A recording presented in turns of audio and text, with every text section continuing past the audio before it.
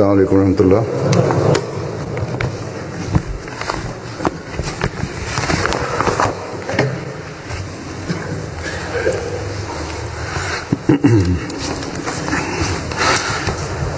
अशहदु अल्ला इलाहा इल्लल्लाह वहदहु ला शरीका लहु वअशहदु अन्ना मुहम्मदन अब्दुहु व रसूलुहु अम्मा बअदु फ़अऊज़ु बिल्लाहि मिनश शैतानिर रजीम बिस्मिल्लाहिर रहमानिर रहीम अल्हम्दुलिल्लाहि रब्बिल आलमीन अर्रहमानिर रहीम मालिकि यौमिद्दीन इय्याका नअबुदु व इय्याका नस्तईन اهدنا الصراط المستقيم صراط الذين أنعمت عليهم غير المغضوب عليهم ولا الضالين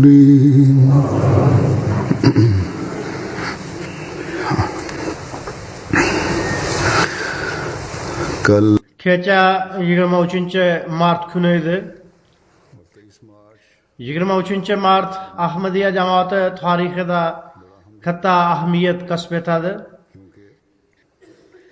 Zero ushbu kun Hazrat Mirza G'ulom Ahmad Qodiyoniy alayhissalom muntazam ravishda bayat olib Ahmadiyya jamoatiga asos solganlar. U zot alayhissalom payg'ambar sallallohu alayhi vasallam bashorat bergan keladigan Masih Maud va Imom Mahdi menman deb aytdilar.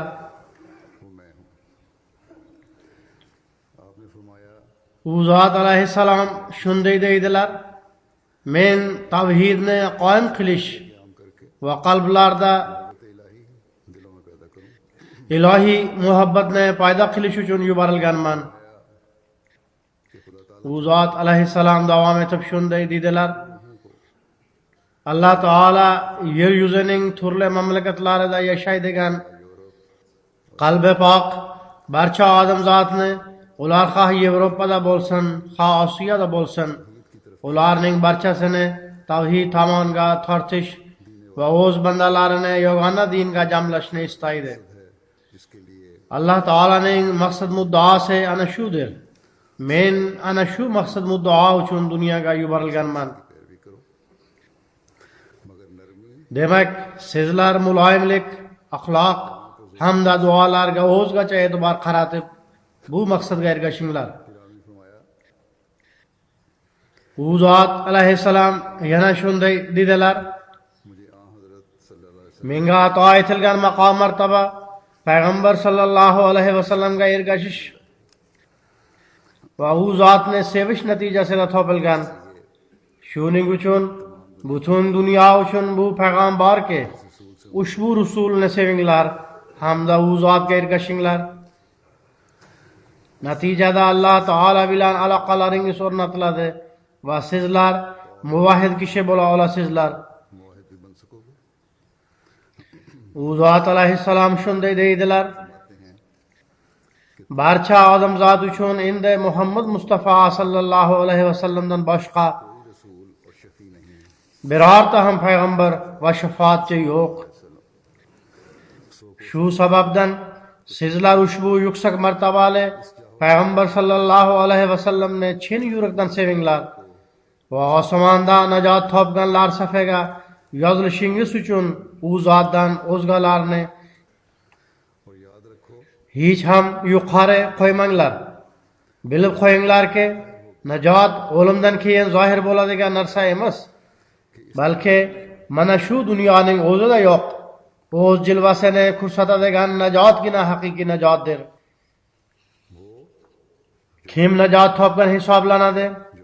Albatta, Alloh taolo haqiqatda ham mavjud va Muhammad sallallohu alayhi vasallam u bilan barcha bashar o'rtasida shafoatchidir.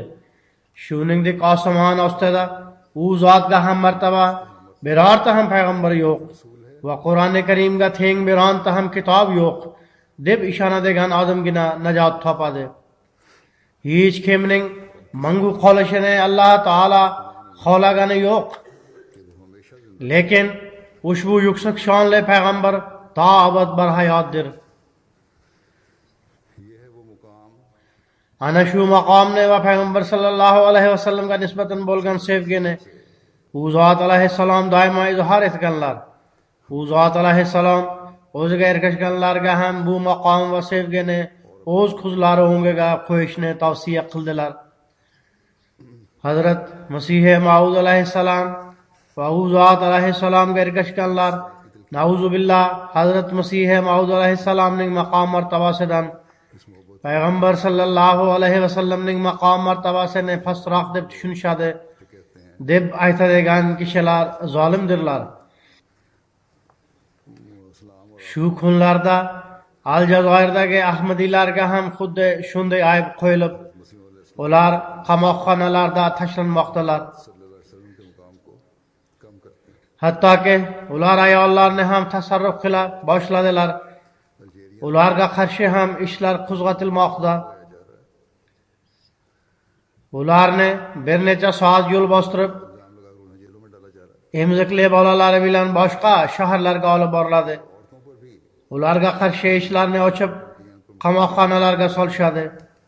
Biroq ayollar ham menga biz Masih Maud alayhissalomni qabul qildik. U zot alayhissalomni qabul qilib, biz haqiqiy tavhid hamda payg'ambar sallallohu alayhi vasallamning maqom martabasi va u zot sallallohu alayhi vasallam bilan haqqoniy muhabbat idrokiga ega bo'ldik. Biz qandoq qilib o'z iymonimizdan voz kecha olamiz deb xabarlar jo'natmoqdalar. Biz bir tomondan Alloh taolo ahmadiylar uchun yengilliklar paydo qilsin deb duo qilamiz. Ikkinchi tomondan biz shunday duo ham qilamizki, Alloh taolo musulmonlarga payg'ambar sallallohu alayhi vasallamning haqiqiy oshig'ini qabul qilishga kuch-quvvat ato etsin. U Alloh taolaning va'dasiga ko'ra tavhidni qoyim qilish hamda islomni qayta jonlantirish uchun kelgan edi. Alloh taolo bilan muhabbat va tavhidni qoyim qilish uchun u zot alayhissalomda bo'lgan jon kuyarlikning bir ko'rinishi ushbu so'zlarda yaqqol ko'rinadi. U zot alayhissalom Alloh taolaga murojaat qilib shunday deydilar: Qara, mening ruhim nihoyatda tavakkul bilan qush o'zining ini tomon uchib kelganidek sen tomon uchib bormoqda. Demak, men sening qudrating oyat alomatlariga umidvorman. Biroq o'zim uchun emas, o'z or-nomusim uchun ham emas, balki odamlar seni tanib olishlari, sening pok yo'llaringni ixtiyor qilishlari va sen yuborgan kishini yolg'onchiga chiqarib hidoyatdan uzoqlashib ketmasliklari uchun men guvohlik beraman. Sen meni yuborgansan. Sen meni qo'llab-quvvatlash uchun katta oyat alomatlarni ko'rsatgansan. Hattoki quyosh va oyni Ramazon oyining bashoratga muvofiq kunlarida tutilishga buyurgansan. Men sening Xudoyim ekanligingni bilaman. Shuning uchun mening ruhim sening nomingdan emzikli chaqaloq o'z onasini ko'rib talpinganidek talpinadi. Biroq odamlarning ko'pchiligi meni tanimadi hamda qabul qilmadi. और मेरी ताईद में बड़े बड़े निशान Bunda bir tomondan u zot alayhissalomning Alloh taolo bilan muhabbati hamda uning buyukligini qoyim qilish uchun jon kuyarlik ko'zga tashlanadi. जानता हूँ कि तू ही मेरा खुदा है। Ikkinchi tomondan odamzodni qutqarish uchun tinchsizlanish ham ko'rinadi va u ham nega bo'lmasin. Zero u zot alayhissalom oxirgi zamonda payg'ambar sallallohu alayhi vasallamning qulligida Alloh taolaning muhabbatini qalblarda o'rnatuvchidirlar. U zot alayhissalom nafaqat boshqalarning qalblarida muhabbatni o'rnatuvchi, balki o'zlari ham Alloh taolaning muhabbatida sho'ng'ib ketgan edilar. Alloh taolaga nisbatan bo'lgan ishq va muhabbat cho'g'i boshqalarning qalblarida ham paydo bo'lsin degan u zot alayhissalomda qattiq jon kuyarlik bor edi. Bu haqda u zot alayhissalom shunday deydilar: uning bittagina xudosi borligini va u har bir narsaga qodir ekanligini shu paytgacha bilmaydigan inson naqadar badbaxtdir. Bizning jannatimiz bizning Allohimizdir. Bizning oliy lazzatlarimiz bizning Allohimizdadir. Chunki biz uni ko'rdik va har bir go'zallikni unda topdik. Bunday boylik olishga loyiqdir. Garchi jon fido qilib bo'lsa ham bu javohir xarid qilishga loyiqdir. Garchi butun vujudni qurbon qilib bo'lsa ham. Ey mahrumlar, ana shu chashma tomon oshiqinglar. U sizlarning tashnaligingizni qondiradi. Bu hayot chashmasidirki, u sizlarni saqlaydi. Men qanday qilib va qaysi yo'l bilan ushbu xush xabarni dillarga jo qilay? Qaysi qo'l bilan men childirma chalib, bozorma-bozor yurib, xalqqa jar solay? Toki sizlarning Allohingiz ana shunday ekanligini xalq eshitib olsin. Men qaysi dori darmon bilan kishilarni davolayki, bu gaplarni eshitish uchun ularning quloqlari ochilsin. Demak, u zot alayhissalomning so'zlarida qanchalik dard alam yotibdi, balki har bir so'zlarida dardining bir necha jabhalari yashiringan deb aytsak ham to'g'ridir. Har bir so'z bir necha qatlamlarga ega va har bir qatlamda dardi bor. Ularning chuqurligiga har bir kishi o'z fahmu farosatiga ko'ra bora oladi. Kimda kim o'z iste'dodiga yarasha chuqurlikka yetsa, ruhaniyatida yuksaklik va rivojlanishga erishguvchi bo'ladi. U zot alayhissalom Alloh taolaga ibodat qilish hamda Alloh taolani sevishga nasihat qilib shunday deydilar: agar sizlar Allohniki bo'lib qolsangiz, bilib qo'yinglarki, Alloh albatta sizlarnikidir. Sizlar uxlab qolganlaringizda Alloh taolo sizlar uchun bedor bo'ladi. Sizlar dushmandan g'ofil bo'lganlaringizda Alloh uni ko'radi va uning rejalarini yo'qqa chiqaradi. Allohingizda ne qudratlar bor ekanligidan hamon bexabarsizlar. Agar sizlar uni bilganlaringizda edi, mol dunyo uchun qattiq g'am chekadigan kunni ko'rmagan bo'lar edingizlar. Birorta xazina egasi o'z mulkidan bir chaqa yo'qolib ketganida u uchun dod faryod solib o'limga mahkum bo'ladimi? Yoki bo'lmasa, sizlar Alloh o'zingizning har bir hojatingizni bajo keltirishiga iymon keltirib, ana shu xazinadan xabar topsangiz, u holda sizlar mol dunyo uchun nechun o'zingizni shu qadar yo'qotib qo'yasizlar? Alloh bir ajoyib xazinadir. Uni qadrlanglar. U har bir qadamingizda sizlarga madadkordir. U sizlar hech narsa emassizlar va sizlarning mol dunyo tadbirlaringiz ham hech ahamiyatga ega emas. Butun mol dunyo uchun mukkasidan ketgan boshqa qavmlarga taqlid qilmanglar. Ular xuddi ilon to'proq yalaganidek arzimagan bir mol dunyo to'prog'ini yaladilar. Xuddi yirtqich qushlar va itlarning uloqsani yeganidek ular ham uloqsaga tishlarini qayraganlar. Ular Allohdan juda uzoqlashib ketdilar. U zot alayhissalom yana davom etib shunday deydilar: Men sizlarga ma'lum me'yorda chora tadbirlardan foydalanishni man etmayman. Balki men sizlarga boshqa qavmlar kabi butunlay chora tadbirlarning quli bo'lib, ularni muhayyo qilguvchi Allohni unutib qo'ymanglar deb man etaman. Ko'zingiz bo'lganida sizlar buni ko'rardingiz. Allohdir. Boshqa hammasi hech vaqodir. Demak, ana shu aloqani biz Alloh taolo bilan o'rnatishimiz va unga erishishimiz kerak. U zot alayhissalom o'ziga ergashuvchilardan ana shu me'yorlarga erishishlarini istaydilar.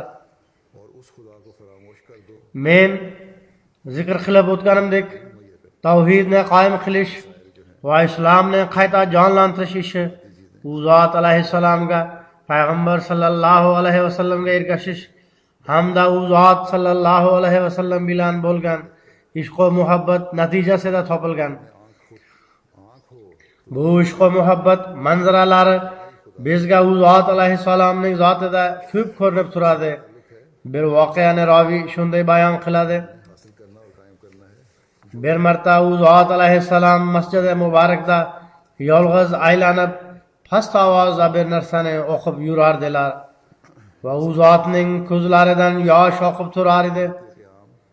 U kishi Huzur alayhissalomdan: "Siz qaysi dard alam bilan kuyunayapsiz?" deb so'raganida u zot alayhissalom shunday dedilar: "Men Hazrat Hassan ibn Sobitning payg'ambar sallallohu alayhi vasallam vafotlari paytida o'qigan baytlarini o'qiyotgandim. Bu baytlar quyidagichadir: Kunta savada al-naziri fa'ami alayka an-naziru man shabadaka falyamut fa'alayka kuntu haziru." Ya'ni ey Alloh taolaning sevimli payg'ambari, sen mening ko'zim qorachig'i eding. Sening vafotingdan keyin u ko'rmay qoldi. Endi sendan keyin kim o'lsa ham menga farqi yo'q. Men sening o'limingdan qo'rqar edim. U esa yuz berdi. Hazrat Masih Maud alayhissalom shunday deydilar: Bu baytlarni o'qiyotganimda mening qalbimda shu orzu paydo bo'ldiki, koshki bu baytlar mening tilimdan chiqqanda edi. Bu baytlarni o'qiyotganda u zot alayhissalomning cheksiz ko'z yoshlarining oqishi u zot qalblarining ahvolidan xabar bermoqda. Demak, u zot alayhissalomga nauzubillah u kishi o'ziga payg'ambar sallallohu alayhi vasallamga nisbatan balandroq darajani bergan deb tuhmat qiluvchilar bu ishq va muhabbat yaqiniga ham yo'lay olmaydilar. Hazrat Mirza Bashir Ahmad radhiyallohu ta'ala anhu u zot alayhissalomning hissiyotga berilgan ahvollarini nihoyatda dardli shaklda tasvirlab berganlar. Har qanday qiyinchilik hamda azob uqubat va qarshilikka duch kelgan kishi, har qanday aziyatlarni boshdan kechirgan, mahkamalarga tortilgan, qarindoshlari, yaqinlari va do'stlarining, hattoki bolalarining o'lim manzaralarini ko'rgan. Biroq u zotga yaqin yashovchi kishilar u zotning chehrasi va ko'zlaridan u zotning qalb kayfiyatlarini ko'rmaganlar. Ammo payg'ambar sallallohu alayhi vasallamga nisbatan muhabbat izhor etish fursati kelganda u zot alayhissalomning ko'zlaridan seldek ko'z yosh oqdi. Payg'ambar sallallohu alayhi vasallam bilan bo'lgan ishq va muhabbat manzaralari u zot alayhissalomning yozuvlari hamda malfuzotlarida ham ko'rinadi. bir joyda u zot alayhissalom islomga dushman kishilar tomonidan payg'ambar sallallohu alayhi vasallamning zotlariga nisbatan masxara omuz gaplarni eshitib o'z qalblarining kayfiyatlarini shunda izhor etdilar. U zot alayhissalom shunday dedilar: mening qalbimga bu kishilarning bizning payg'ambarimiz sallallohu alayhi vasallamning zotlariga nisbatan masxara omuz gaplari yetkazgan aziyatga qadar hech aziyat yetmagan. Ularning odamlarning eng yaxshisi va a'lo fazilatlar sohibi bizning payg'ambarimiz sallallohu alayhi vasallamga qarshi qalbni pora qiladigan ta'nadosh nomlari mening qalbimga qattiq jarohatlar yetkazdi.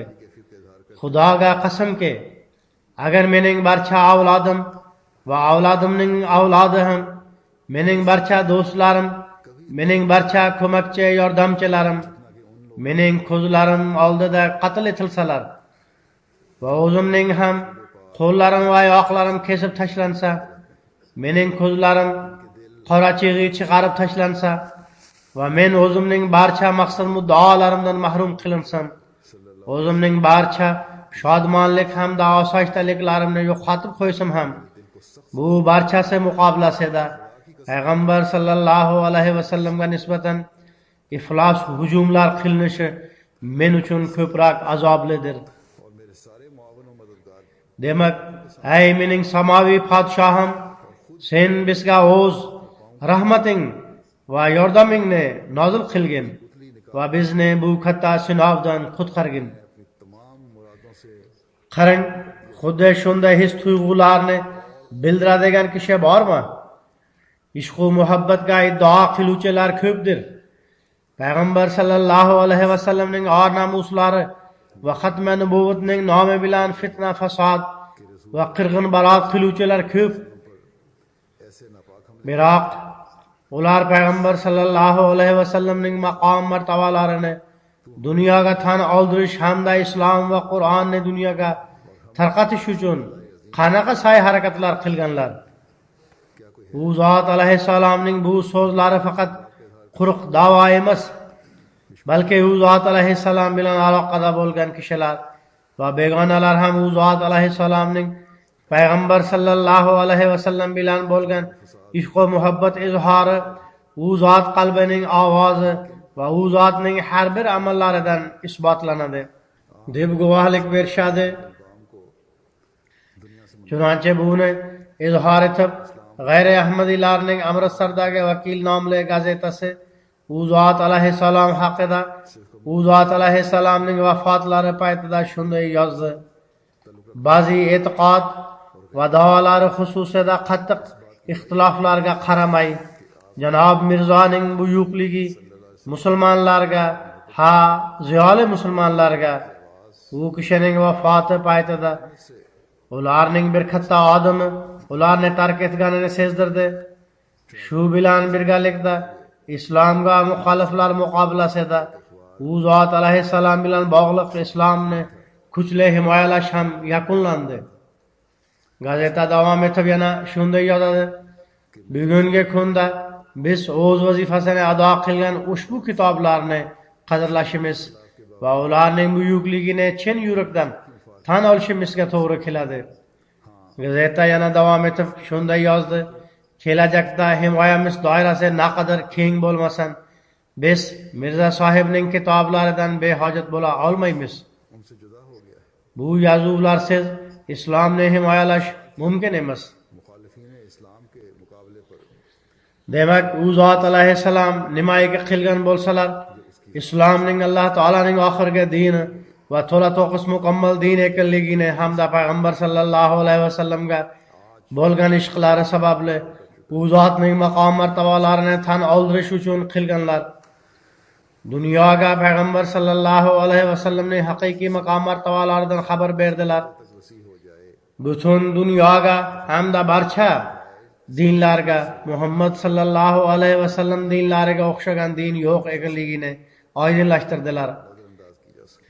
E'tiroz qiluvchilar u zot alayhissalomning payg'ambar sallallohu alayhi vasallamga nisbatan bo'lgan ishq va muhabbat so'zlarini o'qib, diqqat qilsinlar. Aksincha faqat e'tiroz uchun e'tiroz bildirish johillik belgisidir. U zot alayhissalom bir vafodor shogird hamda mehribonlikni tan olgan xizmatchiga o'xshab doimo menga nimaiki topilgan bo'lsa sardorim Muhammad sallallohu alayhi vasallam tufayli hamda u zotga ergashish natijasida topilgan deb aytdilar. Chunonchi bu narsani izhor etib u zot alayhissalom shunday deydilar: men Alloh taologa qasam ichib aytamanki, u Ibrohim alayhissalomga, Hazrat Ishoqqa, keyin Ismoilga, keyin Yaqubga, keyin Musaga, keyin Masih ibn Maryamga ham kalomlik va ham xitoblik sharafini ato etganidek, eng so'ngida bizning payg'ambarimiz sallallohu alayhi vasallamga ham kalom bo'lib, u zot sallallohu alayhi vasallamga eng ravshan va pok vahiy nozil qilganidek, u menga ham kalomlik va ham xitoblik sharafini ato etdi. Biroq menga bu sharaf faqatgina Muhammad Rasululloh sallallohu alayhi vasallamga ergashish natijasida ato etilgan. Men payg'ambar sallallohu alayhi vasallamning ummatlari bo'lmaganimda va u zot sallallohu alayhi vasallamga ergashmaganimda, mening amallarim dunyodagi barcha tog'larga teng bo'lganda ham men ham kalomlik va ham xitoblik sharafiga hech qachon ega bo'la olmasdim. Bu gaplarni eshitgach, Hazrat Masih Maud alayhissalomga e'tiroz qiluvchi kishi zolim, johil va fitnachidir. Bundan tashqari hech narsa ayta olmaymiz. O'zlarini katta ulamo sanaydigan kishilarning muomalasi Alloh taolaga topshirildi. Hazrat Masih Maud alayhissalomning kelish maqsadlari bir tomondan tavhidni qoyim qilish va payg'ambar sallallohu alayhi vasallamning maqom martabalarini oydinlashtirib, dunyoni u zot sallallohu alayhi vasallamning bayroqlari ostiga olib kelish edi. Ikkinchi tomondan shu bilan birgalikda bandalarning haq-huquqlarini ado etish va Alloh taolaning maxluqiga rahm shafqat idrokini paydo qilish va unga amal qildirish edi. Chunonchi u zot alayhissalom bayt shartlarida ushbu shartni qo'yganlar, balki ikki shart to'g'ridan to'g'ri u bilan bog'liqdir. U zot alayhissalom 4-shartda shunday deb marhamat qildilar: Allohning barcha yaratganlariga, xususan musulmonlarga o'z nafsoniy jo'shqinligi tufayli tili, qo'li va boshqa yo'llar bilan hech bir turda nojoiz ozor bermaydi. Yana 9-shart shu: Allohning yaratgan jondorlariga hamdardlikda, Allohning yo'lida mashg'ul bo'lib qolaveradi. Ammo u qo'lidan kelgancha Xudo bergan kuch-quvvat va ne'matlar bilan odamzodga foyda yetkazadi. Chunonchi bunga muvofiq islomiy ta'limotni zikr qilib, u zot alayhissalom shunday deydilar: din ikki qismdan iborat. Biri Alloh taolo bilan muhabbat qilish va ikkinchisi odamzod bilan shu qadar muhabbat qilishki, ularning musibatini o'zining musibati deb tushunish va u uchun duo qilishdir. U zot alayhissalom yana shunday deydilar: islomiy ta'limotga ko'ra din va islomning faqat ikki qismi bor, yoki boshqacha aytganda ta'limot ikkita katta maqsaddan iboratdir. Birinchisi Alloh taolaning haqiqatda mavjud bo'lganidek yagona Xudo deb tan olish, u bilan muhabbat qilish hamda unga itoat va muhabbat sharti bo'lganidek o'z vujudini haqiqiy itoatga muvofiqlashtirishdir. Ikkinchi maqsad shuki, uning bandalariga xizmat hamda hamdardlik uchun o'zining barcha kuch-quvvatlari, iste'dodlari hamda salohiyatlarini sarflash. Podshodan tortib bir oddiy insongacha kim murovat ko'rsatsa, unga minnatdorchilik hamda tashakkur bilan muomala qilishdir. Demak, Alloh taolo bilan bo'lgan muhabbatdan keyin xalq bilan muomala qilishning ta'limoti ana shudir. Yoki boshqacha aytganda, Alloh taolo bilan bo'lgan muhabbat uning xalqining haq-huquqlarini ado etishga e'tiborni tortadi. U zot alayhissalom o'zlarining ahvollari hamda amallari qanaqa edi? Bu haqda shuni izohlab u zot alayhissalom bir joyda bunday deydilar: men barcha musulmonlar, nasroniylar, hindular va oriylarga shu narsani oshkor qilamanki, hech kim mening dushmanim emas. Ya'ni men muxoliflarni o'zimga dushman deb hisoblamayman. Men odamzod bilan bir mehribon ona o'z bolalari bilan muhabbat qilganidek muhabbat qilaman, balki undan ham ko'proq. Men faqatgina haqni yo'qqa chiqaradigan yolg'on aqidalarga dushmanman. Insonga hamdard bo'lish menga farzdir. Har qanday yolg'on, shirk, zulm, har bir yomon ish, adolatsizlik va yomon axloqlardan nafratlanish mening usulimdir. U zot alayhissalom yanada izohlab bir joyda shunday deydilar: har bir narsa o'z juftini yaxshi ko'rishi aniqdir. Har bir narsa o'z juftini yaxshi ko'radi. Hattoki chumalilar ham agar qandaydir manmanlik, to'sqinlik qilmasa, chumalilarni yaxshi ko'radi. Kimki Alloh taolo tomoniga chaqirsa, uning farzi shuki, u barchaga nisbatan ko'proq muhabbat qilsin. Demak, men odamzod bilan eng ko'p muhabbat qilaman. Biroq men ularning yomon ishlari, har qanday zulmlari, fisq va fujur hamda isyonlariga dushmanman. Birovning zotiga dushman emasman. Shuning uchun menga ato etilgan xazina jannatning barcha xazinalari hamda ne'matlari kalitidir. Men uni muhabbat jo'shqinligi bilan odamzod oldiga taqdim etaman. Menga topilgan mol davlat, olmos, oltin va kumushdandir. Uning qalbaki emasligini oson yo'l bilan bilsak bo'ladi. U esa shuki, u barcha dirham, dinor va javohirlarga podshohlik tamg'asi bosilgan, ya'ni tangadan qaysi podshohga tegishliligini bilsak bo'ladi. Menda boshqalarda bo'lmagan samoviy guvohliklar mavjud. Alloh taolo meni qo'llab-quvvatlab menga guvohlik beradi. Menga xabar qilinganki, barcha dinlar orasida islom dini haqqoniydir. Menga xabar qilinganki, barcha hidoyatlar ichida faqat Qur'oniy hidoyatgina ishonchning mukammal darajasida va insoniy aralashuvlardan pokdir. Menga tushuntirilganki, barcha payg'ambarlar orasida komil ta'lim berguvchi, oliy darajadagi pok va hikmatlar bilan to'la ta'lim berguvchi hamda insoniy kamolotlarning o'z hayoti orqali oliy namunalarini ko'rsatuvchi zot faqat sardorimiz va xojamiz Muhammad Rasululloh sallallohu alayhi vasallamdirlar.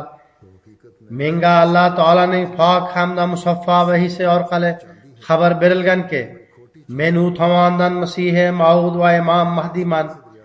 Ichki va tashqi ixtiloflar uchun hakamman.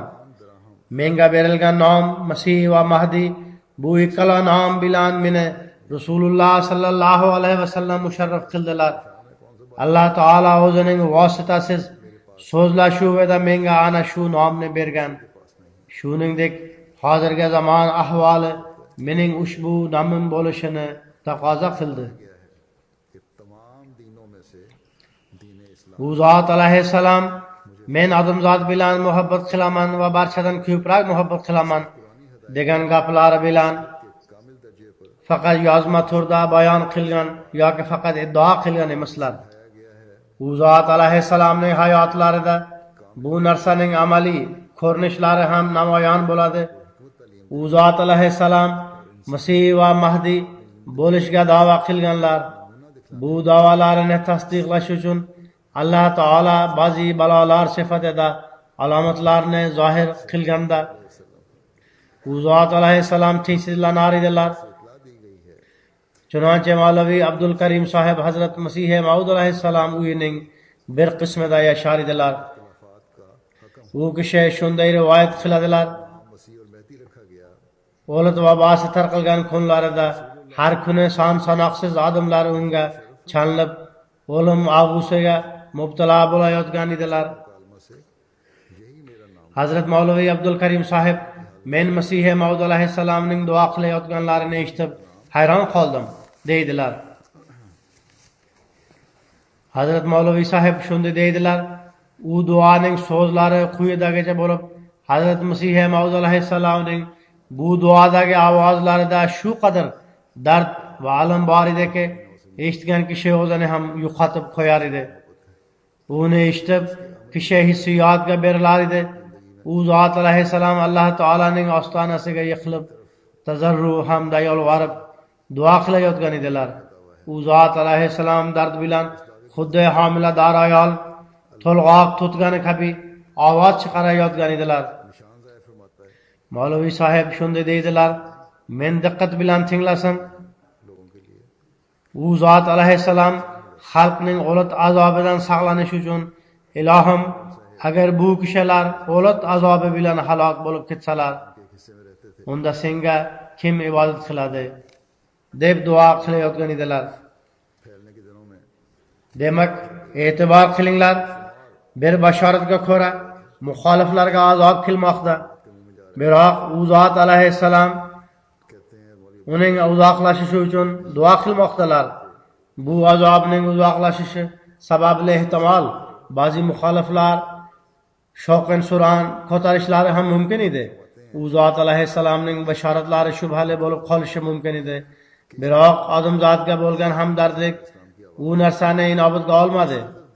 U zot alayhissalom ularning azobdan saqlanishlari hamda iymonining salomatligi uchun biron boshqa yo'l ko'rsatishni so'rab duo qilib turdilar. U zot alayhissalomga muxoliflar ham u kishi hamdardlik paytida bizga hamdardlik qilmadi deb ayta olmaydilar. Bu haqda u zot alayhissalomning hayotlarida ko'p voqealar uchraydi. Men bitta voqeani aytib beraman. Masih minorasining qurilishi boshlanganida hindular bizning uylarimizga nisbatan hijobsizlik bo'ladi deb shovqin suron ko'tarishdi. Shunda hukumat tomonidan tadqiqot qilgani bir hakim keldi. Hazrat Masih Maud alayhissalom unga batafsil shunday deb aytib berdilar: bu faqat oyat alomat sifatidadir.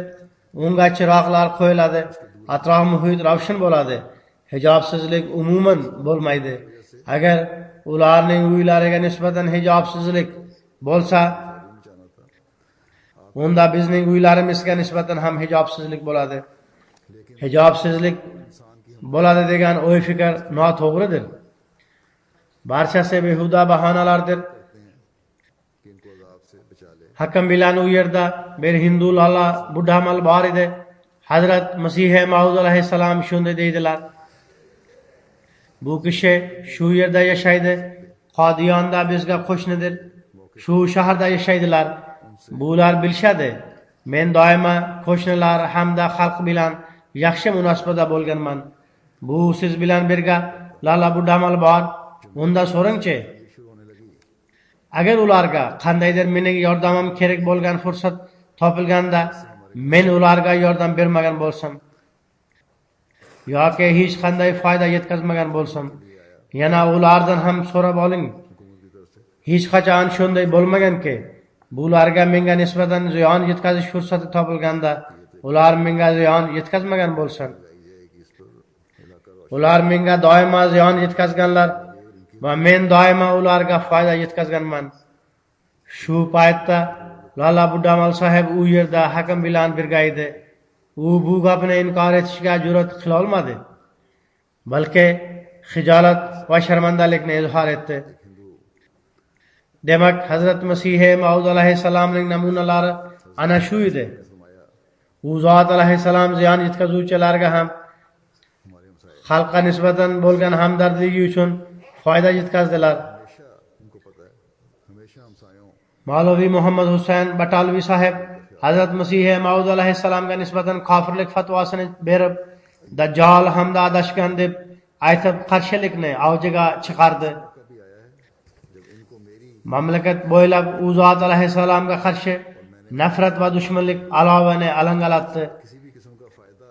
Biroq bir so'zishida u zot alayhissalomning advokati Mavloviy Muhammad Husaynning xonadoni to'g'risida ba'zi kinoyali savollarni bermoqchi bo'lganda u zot alayhissalom qattiq man etdilar. Advokatlari Mavloviy Fazaldin sohib Ahmadiy emas edi. U shunday deb aytar edi: Mirza sohib ajoyib insondirlar, ajoyib axloqlarga egadirlar. Bir kishi ularning nomuslari balki jonlariga qasd qiladi. Bunga javoban uning guvohligini kuchsizlantirish uchun ba'zi savollar berilganda u zot bunday savollarga ruxsat yo'q deb darhol to'xtatib qo'ydilar. Hazrat Masih Maud alayhissalom Mavloviy Muhammad Husayn to'g'risida o'zlarining arabcha baytlarida shunday deb yozganlar: Qatata va dadan qad gharasnahu fi sabah va laysa fuadi fil wudad yuqassiru. Ya'ni biz navqironlik davrida qalbimizda o'tqazgan muhabbat daraxtini siz o'z qo'lingiz bilan kesib qo'ydingiz. Biroq mening qalbim hech qanday vaziyatda muhabbat to'g'risida kamchilik va nuqsonga yo'l qo'ymaydi. Qisqasi bu bir misoldir. U zot alayhissalom missiyalarini yo'q qilishga ko'pgina musulmon ulamolar harakat qilganlar. Aksar nomigagina ulamolar u zot alayhissalomga qarshi bo'lib, u zotga nisbatan kofirlik fatvolarini chiqargan va hozirgacha bu fatvolarni chiqarib kelmoqdalar. Buning natijasida dunyoning turli musulmon mamlakatlarida bizga qarshilik bo'lmoqda. Hazrat Masih Maud alayhissalom ta'limotlarining bizga shunday ta'siri borki, biz bugun ham bu muxoliflarga javoban ularga qarshi axloqiy me'yorlarni qo'ldan boy bermaymiz va qonunni ham buzmaymiz. Qoshki edi bu odamlar tushunib olsalar, bu davrning hakim va adili hamda Masih va Mahdisi Hazrat Mirza G'ulom Muhammad alayhissalomdirlar. Islomni yoyishishi, tavhidni o'rnatish va payg'ambar sallallohu alayhi vasallamning haqiqiy hukumatlarini qalblarga qoyim qilish. Bu hukumat yerlarga emas, qalblarga qoyim bo'ladi. Bu ishlar Hazrat Masih Maud alayhissalom hamda u zotning jamoati orqali amalga oshadi. Bu ish qilich, miltiq, zo'ravonlik, ekstremizmni yoyish va islom nomi bilan mazlumlarni qatl etish bilan amalga oshmaydi. Yevropada islom nomi bilan ayrim kishilar yoki uyushmalar tomonidan ba'zi voqealar yuz bermoqda. Bu yerda Londonda ham 2 kun oldin zolimona ravishda ma'sum kishilar qatl etilgan. Yo'lovchi kishilar ustiga mashina bostirib borgan, bir politsiyani qatl etishdi. Bunga sabab shuki, nomigagina ulamolar odamlarga noto'g'ri rahnamolik qilib, ularning qalblariga islomning go'zal ta'limotini solish o'rniga qirg'in baroat va zulm va sitam o'y fikrlarini paydo qildilar. Demak, men oldin ham aytib o'tganimdek va ko'pincha aytib turaman ham, ushbu vaziyatda biz Ahmadiylarning ishimiz shuki, islom go'zalligini dunyo oldiga taqdim etaylik. Gap Ahmadiyatga qarshilik to'g'risida bo'lsa, bular Ahmadiyatga hech ziyon yetkaza olmaydilar. Hazrat Masih Maud alayhissalomni Alloh taolo yuborgan. Alloh taolo u zotni muvaffaq qilish hamda islomni u zot orqali yoyish uchun yuborgan. Demak, biz islomni yoyishimiz kerak. mas'umlarni qatl etish va bunga o'xshagan boshqa amallarni biz har bir joyda qattiq qoralashimiz kerak. हम अहमदियों का काम है। Bunga qarshi ovoz ko'tarishimiz kerak.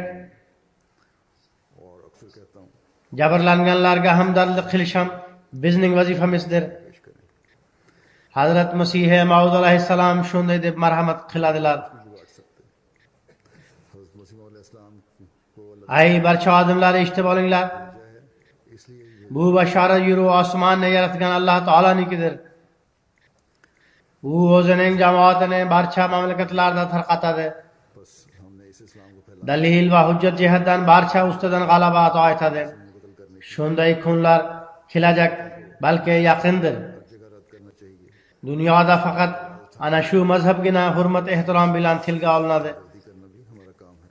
Xudo bu mazhab va jamoatdan nihoyatda favqulodda baraka ato etadi.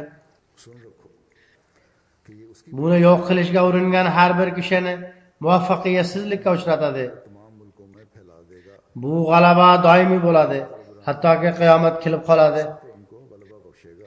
Agar ular meni masxara qilsalar, बल्कि करीब हैं unda bu masxaradan nima ziyon bor? जो इज्जत के साथ क्या Zero masxara qilinmagan payg'ambarning o'zi yo'q. दर्जा फौकुल आदत बरकत डालेगा। Demak, Masih Maud ham masxara qilinishi shart edi. नामुराद रखेगा। Alloh taolo shunday deb marhamat qiladi.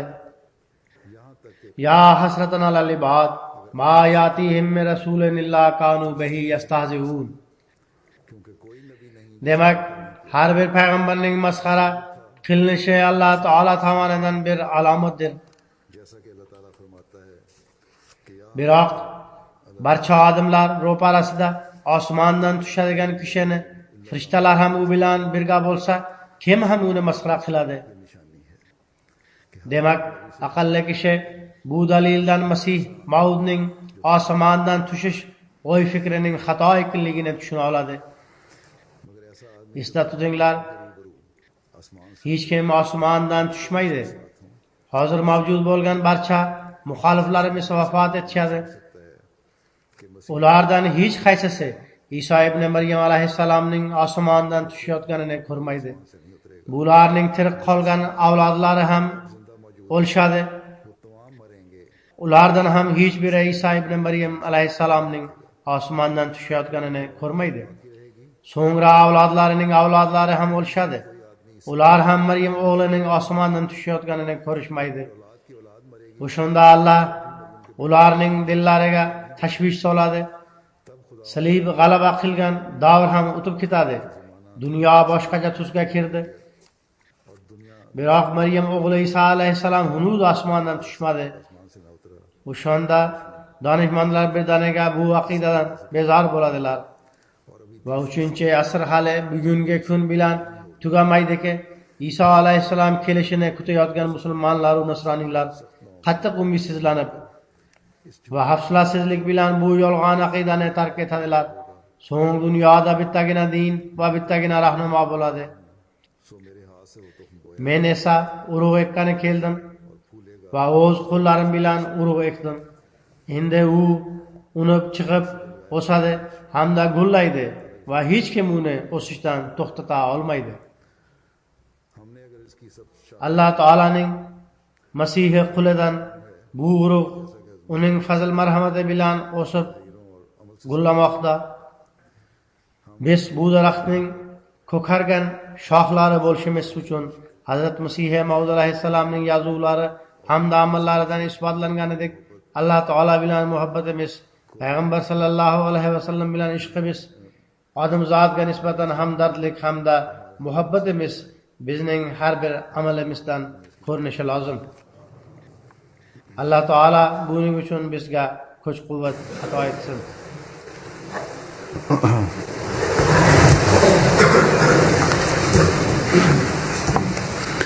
الحمد